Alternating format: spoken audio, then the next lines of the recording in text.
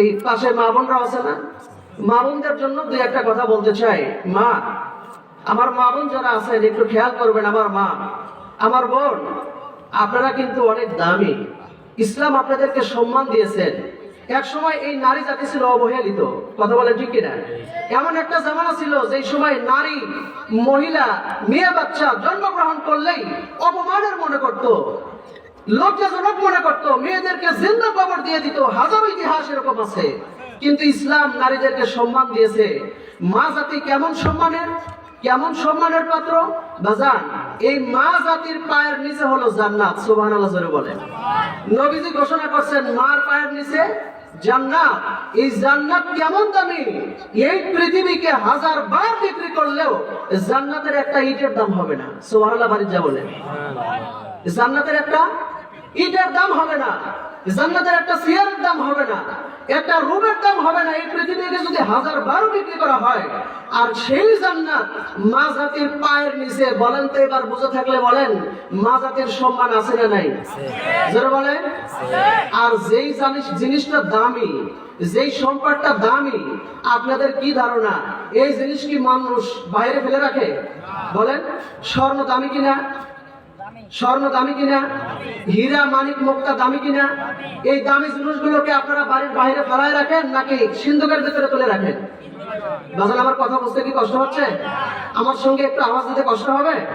অল্প সময় বিরক্ত করবো। প্রধান মেহমান অনেক দূর থেকে আসছেন, ভাই সুন্দর আলোচনা করবেন ইনশাআল্লাহ।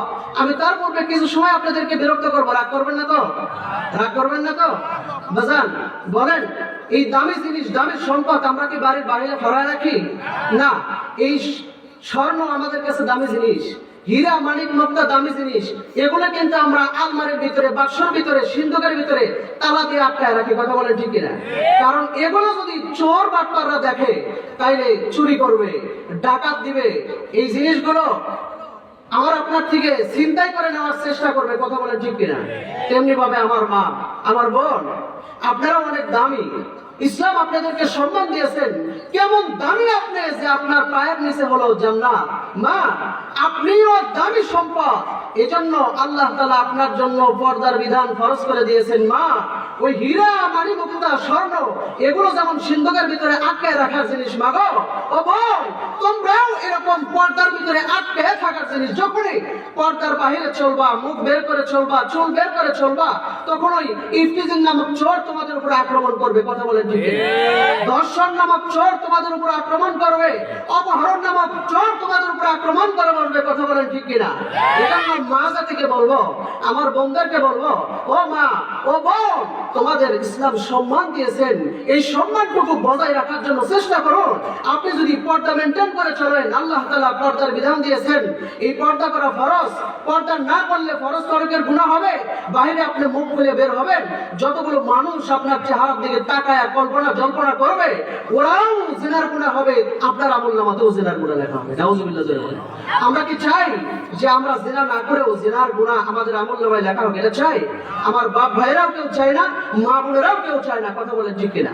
এজন্য আমার মা জাতিকে আমি আপনার সন্তান হিসাবে, আমার বোনদেরকে আমি আপনার ভাই হিসাবে অনুরোধ করে যাবো, এ মা, এ বোন, এখনো সময় আছে, ফেরেন, পর্দা করেন, আল্লাহর হুকুমের ভিতরে থাকেন।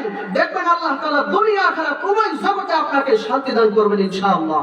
এ পর্যন্ত যা করেছেন বোনরে, এ মা, আপনি পর্দা করেন নাই, নামাজ পড়েন নাই, আজকে থেকে তওবা করে নেন। জিন্দেগিতে যা গুনাহ করেছি, যত উল্টাপাল্টা চলেছি, আর করব না।